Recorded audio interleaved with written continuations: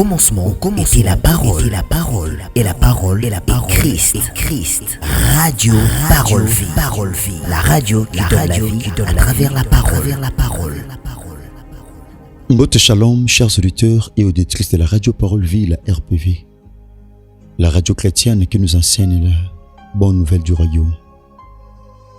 Yesu Messia Nazareth nzambe moko solo pe abomo otundimela asala binongo le père salabino bolam. C'est bien moi, bien-aimé dans le Seigneur, votre humble frère, héritier Bissiamou Herbi, pasteur par la grâce de Dieu, mon atatananga le révérend évangéliste Jean-Paul Meata, pasteur de la foi. Merci de konangai, au comme ça radio parole l'église ponayo, aux oaba méga topé bajiga nayo, au salaba sacrifice, bien-aimé aux oaba maté radio parole vie au partageant na ba ami na ba connaissance na ba camarade topé na ba relation. Yesu Messia Nazareth akanisa eux bamsubo sangana même en famille bozo kamate radio parole vie na ba différentes chaînes na biso YouTube ba chaîne partenaire na biso. Merci pe ba ebozali ko télécharger application radio parole vie na Play Store. Yesu Messia Nazareth asala binongo lope bolam. C'est vrai bien aimé dans le Seigneur tobanda qui lobby par la grâce de Dieu. Je bien sûr les mystères de Ketura. On est allé maman comme auto banda qui lobby par la grâce de Dieu. Nebi était nasima de bansilement auto ozoba question embelé. Bien meto ondi make muli musanta osonga pona ko orienter peuple nzambe ne ba indication okolo pesa biso pona to bondela parce que semaine prochaine ko banda jeudi ya semaine ote ko yakuna nde tozala na 4 jours ya le sambo. Bien aimé dans le Seigneur, ya ba famille lokola momesano. Tout ça, on a fin du mois où il y a mars exacté, tout même en avril parce que dans le mois de mars, tout ça une activité monene de tout banda qui ont lundi. Le bipé tout ça là qui on a maman nenate qui biso to pambo maki. On le mercredi pe tout ça là, ko banda 7h qui nous ngonga 11h. Tout ça mbeli bien aimé. Seigneur te péché merci. Yesu Messia Nazareth le boy la tanzoto. Tout simsi moi autre tout kabo le bano entre tes saintes mains. C'est vrai, Seigneur, la Bible dit, les justes sont délivrés par la connaissance. Pour le but, vous connaîtrez la vérité vous affranchira. C'est la bisongo lutatato sur la solo, pour être yango et kango la biso. Na kombona Yesu Messia Nazareth ndekolo to sambe na kondima. Peto lobi, amen. Merci beaucoup ma pasteur to évangéliste. Merci beaucoup comme ça radio parole l'église pour nabino kola mon nabino. Bien aimé, tous on a 3 textes au totanga ki lobi mardi. Nous avons Genèse chapitre 25 du 1er au 2e verset. Nous avons 1 Chronique chapitre 4 verset 9 tina 10e verset. Et nous avons Évangile à Matthieu chapitre 26 verset 41. Bien aimé dans le Seigneur, Tobi nakati yatem nabiso le mystère de Ketura. Total ce qui c'est quoi un mystère? Le baki mystère ezali eloko o ezako batama. Iloko o e bombama. Vérité o ezali difficile ya ko comprendre, tu pas ko expliquer. Iloko ba tu ba ebité po oye bango fo ba initier yo. So ba initier te, bien aimé dans le Seigneur oye bango te. So ba lakisi yo te, ya o comprendre ngo pété. Il faut ba lakisi, il faut ba apprendre yo. Bien aimé, ezé loko eza caché. Loko eza difficile. Et loko eza secret. Bien aimé, yango nande to bengi mystère. Ma bomba mi. Bien aimé dans le Seigneur, to bi ma bomba mi ya Ketura. Ketura, to pe ce qui définition à Ketura lobi. To ba ki Ketura zanen. To ba ki bien aimé dans le Seigneur, to pe ce qui définition à Ketura. To ba définition za penza mo mingi. To ba ki na sens principal. To ba ki chaque nom définition nango et dépendakana na tradition. Mon frère, ma soeur, et dépendant de la tradition, et dépendant de bien aimé dans le Seigneur, il y a tom soupé na coutume, à biso, na tradition na biso, te définit ça comme motel boy, te définit ça comme notel boy. Les autres traditions, bien aimé dans le Seigneur, il y a chaque tradition, ils ont sa biso définition, na ndenge bazula kalikambo. Mais tout bas qui bien aimé dans le Seigneur, Ketura signifie encens, signifie parfum. signifie fumée parfumée. Topé milinga. Ozo bimisa solo. Solo à parfum. Topé à malasi. Yangwanande, bien aimé dans le Seigneur, définition. Tobaki racine nango eza racine moko hébraïque tobengango Qatar. Qatar elaksini. Tobaki Qatar elakisi brûleux de l'encens. Encens ezali bien aimé dans le Seigneur, tobengango malasi. Na tango kala bande ko utiliser encens. Bien aimé même na kati ya temple. Bande ko utiliser encens. Pourquoi? Et permettre batumbango et symboliser prière. Ezo mat. Ezo symboliser le sambo. Pendant que bazo tumbango, ezo mate pa na nzambe, ezo pesa solo malamu. Il peut tout monde batumusu basale la kango. Mais encens, ya solo, eza encens auto simbate ni auto zomona. Le vrai encens, ezali le sambo auto mate pa na nzambe. Na tango kala, et sengeli bien aimé dans le Seigneur, ba levi tope batumbi mbeka batumba encens ezalokola le sambo ozo mate pa na nzambe. Bien aimé dans le Seigneur, mais le kola banda Christ a mata na croix. Tango Christ a mata ki na croix, la Bible dit rideau à temple et kabona ki na bitene mibale ko banda na likolo ki non ase ngo ba accès et comme équilibre ne sika batumbelo encens ozana tina te batumbelo encens yo moko komi encens. Yomo koza na possibilité parce que la Bible dit Christ a fait de nous tous un royaume de sacrificateurs. Christ a sala biso nyonso ba oya yeli sanga banganga nzambe. Nana tina tena kende pa mutu moko songolo. Asenga nga pesa encens atumba pour kimisa milimo mabe. Non. La Bible dit voici les miracles qui accompagneront ceux qui auront cru. En mon nom, ils chasseront les démons. Ils saisiront des serpents. Et ils parleront de nouvelles langues. Et ça solo a centaines de kimisa bademon. Bademon bachaka malasi. Bademon bachaka ba parfum. Bakota na ba magasin. Bakota na ba maison oye yebani makasi. Ma maison d'habillement makasi. Bakota na ba parfumerie makasi. Bachaka ba parfum solo a bien. Solo a santé so batumbiango. Nde o kimisa milimo mabe. Solo à 100 et qui misaka célibataire. Solo à 100 et qui misaka bandokité. Solo à 100 et qui misaka pauvreté. Solo à 100 et qui misaka maladie. Solo à 100 oba tumbi na bomoto. Bien aimé dans le Seigneur. Et qui misaka bilakeli mabete. Solo eko qui misaka bilakeli mabete, c'est la prière. Ouais, salamina kondima kati na Yesu Masia à Nazareth. Parce que la Bible dit la prière de la foi sauvera les malades. Est-ce que je parle à quelqu'un? Que Dieu te bénisse. Que Jésus-Christ de Nazareth te bénisse, bien-aimé dans le Seigneur. Ketura, c'est l'encens. C'est le parfum parfumé. Bien-aimé, c'est le parfum brûlé. C'est l'encens brûlé. Bien-aimé dans le Seigneur. Toza sunati nate muta tumbela biso mbeka. Toza sunati nate bien-aimé dans le Seigneur. Pourquoi? Parce que ça ne l'homme moko ami komisa kimbeka. Bien-aimé, apesa kimbeka te makoma ami komisa makimbeka. Il s'est offert en sacrifice complet et parfait. Lui qui était monté à la croix, l'homme de Galilée, l'homme de 33 ans. Il s'appelle Jésus-Christ de Nazareth. Azamo memimi kumba ba aussi balemba bomoy. Bien-aimé dans le Seigneur. Tobaki, bien-aimé, Ketura. Tobaki, mon frère, c'est l'encens est brûlé pour libérer son parfum. Donc, tangu encens, tangu le sambo malamu mate pa na nzambe, le sambo kondima, ezaka loko la parfum ya malamu. Ndenge mutu na mayele na komba Salomon lobi, abi une bonne réputation vaut mieux qu'un bon parfum. Témoignage te pe réputation malamu. Ezaka motuya koleka parfum te pe malasi ya solo kitoko. Te pe seba définition lobby. Le bien-aimé denga to kota pe na développement. Bien-aimé, Tobaki, l'encens symbolise la prière qui monte vers Dieu. L'encens symbolise la prière qui monte vers le Seigneur. Et ça, le sambo te mate pas in ensemble. Voilà pourquoi Bisson a CFC Tolobaka, celui qui est capable de prier, capable de tout. Celui qui est capable de prier est capable de repousser ses limites, est capable de renforcer, de bien aimer, de renverser ses lois, les lois de sa famille. aza capable de renverser la loi ou est tellement là dans sa famille. Celui qui est capable de prier est capable de vaincre.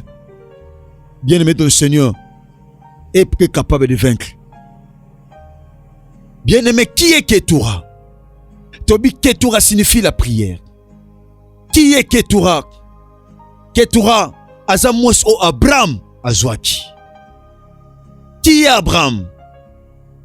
Bien-aimé, quand est-ce qu'Abraham azwaki Ketura? Abraham, il a qu'ici tate abikolo ebele. Tate aban ebele.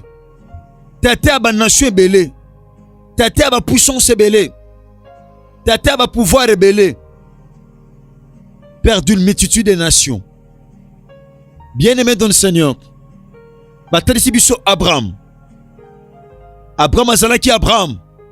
Lorsqu'il a cru en Dieu, bien-aimé.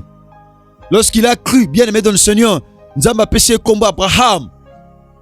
A commis tata bikolo ebele. Abraham azalaki na mwasi pene na ye. Mwasi ne kombone zaki Sarai. Nzamba comme ça qui est Sarah. Nzamba comme ça qui est Sarah. Bien-aimé. Sarah zalaki presque tout. Sarah était tout pour Abraham. Sarah zalaki nyonso pour Abraham. Bien-aimé, Sarah était en train d'occuper une place très importante auprès d'Abraham. Pene Abraham abandako symboliser beaucoup de choses. Andako symboliser makambo ebele auto fongolango par la grâce de Dieu. Elle était tout pour Abraham. Elle était sa joie. Elle était, bien-aimée, sa princesse. Bien-aimée dans le Seigneur. Elle était son amour, son épouse. Bien-aimée, elle était sa partenaire de vie. Partenaire nae, il y a bon mot, il y a vie. Bien-aimée, elle était, bien-aimée, Azaki sa compagne. Sa compagne, bien-aimée dans le Seigneur. Compagne d'Abraham, nakata parcours nae. Bien-aimée, elle a quitté son pays avec Abraham. Elle a quitté cette femme Abraham. Elle a dû quitter son pays avec Abraham. Elle a partagé ses épreuves. A partagé qui des épreuves dans Abraham. A partagé qui même des déplacements. Nzamba bisaki Abraham. Quitte ta patrie, quitte ta nation. Va vers le pays que moi, l'Éternel, je t'indiquerai. Abraham a joué qui Sarah, pas joué qui Lot. Moi, n'en naye. Bien-aimé dans le Seigneur, Sarah a zaki partenaire de vie. Yaya et pas une Abraham. A partager naye bien-aimé dans le Seigneur, ba déplacement, ba épreuve. Ba mi balé ba kabula ki ango, balé que c'est un moment très dur, très difficile. Ensemble. Et puis ba partager qui ba promesse. Pendant que Nzamba zo peut sa promesse c'est pas une Abraham. Après ça on peut directement pas une Sarah. Si Sarah non ça là peut moi si yabiko lebele. Bien-aimé, Sarah représente donc l'unité du couple dans la maison divine. Elle représente l'unité des couples. Elle représente tant de choses. Sarah zalaki presque nyonso, une partenaire dans l'alliance avec Dieu. Bien-aimé, na bandeli nzamba sele kakate alliance na Abraham, na oetali ba promesse, plutôt nzamba sele ka ba promesse te pas in Abraham yemoko, mais aussi na Sarah. Bien-aimé, Sarah représente la fidélité dans l'attente de la promesse de Dieu. Akangaki motema c'est la promesse en Nzambe, malgré apesaki Agar, servante na égyptienne, et puis na mobali na Abraham, mazaki na patience, atelisaki fidélité. Atelisaki fidélité. Tobenga est mère de la promesse. Bien-aimé, Sarah botaki Isaac, mwana oyo Nzambe alakaki epai na Abraham. Sarah, qu'est-ce que signifie Sarah? Sarah signifie princesse. Signifie, bien-aimé, noble dame. Moi si à talo. Mais dans le sens spirituel, lorsqu'on parle de Sarah, Sarah signifie grandeur. Dans le sens spirituel. Signifie grandeur. Signifie grandeur. Yaya, topé autorité. Et avec sa grandeur, autorité, topé promesse dans le sens spirituel. Dans le sens spirituel. Bien, mettons la Sarah. la mère de la descendance bénie, épouse fidèle, nyoswana Sarah, azaki yango. Mais la Bible dit, Sarah koufi, Abraham atikali. Sarah zalaki nyonso pon Abraham. Elle était sa princesse. Sarah, bien-aimée dans le Seigneur, Abraham n'a âge avancé à perdre ses princesses naye, à perdre ozaki pene naye, à perdre compagne naye, à perdre son épouse, à perdre mouton à partager qui naye bien-aimé. Yaya, parcours à perdre. Abraham a tiré qui sans soutien, sans consolation. Abraham, bien-aimé dans le Seigneur, a tiré qui sans consolation. Il y a des gens dans la vie, oh, ça perdait déjà Sarah à vie naye. Ce qu'Abraham a perdu qui Sarah na bon moto. Mon frère, ma soeur, n'habitez quel genre il y a Sarah au perdant la vie. Quel genre il y a Sarah au perdant. Ma soeur, Tom so perdait déjà Sarah à vie nayo. Mon frère, parfois tu as déjà perdu Sarah de ta vie. Tom so perdait déjà Sarah. Sarah c'est le bandeko pesa le kumu. Et c'est le bandeko ça le sengo mutema na yo. Ko ça le loko moko songolo ko ipe ko sala musala. Topelo ko moko mpakala. Abraham akomaki inconsolable. Abraham atikala ki yemoko. Abomatala mupanzi bo Sarah zate. Amesana kina Sarah. Amesana ko zana Sarah. Mais tant que Sarah koufi, bien aimé, Abraham atikali yemoko. Oh, ce qu'Abraham atikala ki ne sans Sarah. Yaya, anga kuta tom suna ba problème. Yaya, habité. Le kola na perdre princesse. Le kola na perdre wazaki mupanzi nanga. Nazwa mwasi mususu. Mwasongo nazwa nani? Nazwa Ketura. Bien aimé dans le Seigneur. Tango perdre le que ça la force na yo. Tango perdre le que ça la kilo na vie na yo. Yaya, bala Ketura. Bala Ketura. Tango perdre musala, bala Ketura. Tango perdre finance, bala Ketura. Tango perdre mwana, bala Ketura. Tango perdre os, bien aimé, oso perdre, bala Ketura. Abraham lobi consolation nanga e uta nanzela Ketura. Consolation nanga e ko uta nanzela Ketura. Engolo banin na bala Ketura ou la kisi prière. Ton liba les aussi mbaté na bala Ketura. Ton moussa les aussi mbaté na bala Ketura. Ton succès zoyate na bala Ketura. Ton makambe komi compliqué na vie na bala Ketura. Ton bana bazoate na ndoka libala na bala Ketura. Tant que santé so compliqué na bala Ketura. Quand rien ne marche dans ma vie, na bala Ketura. Quand rien ne marche, quand rien ne tient, na bala Ketura. Ah bon, ma bifo na zo Ketura. Ouais la kisi le sambo. Na zo na Ketura. Le kola Abraham zate na bala Ketura. Plutôt le kola Sarah kei na zo Ketura. Bien aimé, ake ko zo Ketura. Bien-aimé, pourquoi Abraham a choisi Ketura? Yaya, l'entrée de Ketura dans la vie d'Abraham a une signification à la fois historique et symbolique. Koya Ketura dans la vie d'Abraham, et ça a une signification, bien-aimé, symbolique, yaya, et historique. Ce qui Ketura ya quitté dans la vie d'Abraham, Abraham tombe sur l'ingaka Koufa, avant Aja Koufaki. Il a fallu Ketura ya. Pour Abraham, a consolation. Ketura a qui consolation pour Abraham. Ketura a qui consolation pour Abraham, bien aimé dans le Seigneur. A qui remède pour nos soucis à Abraham. A qui remède, bien aimé dans le Seigneur. Pour nos bomo et Abraham. Pour nos soucis, tu peux pour nos mikakatenu Abraham. Na bandeli bien aimé dans le Seigneur.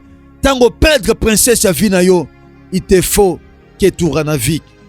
Il te faut Ketura. Il te faut Ketura. Bien-aimé, nini o Ketura mema ki na vie Abraham. Nini o Ketura mema ki na vie Abraham.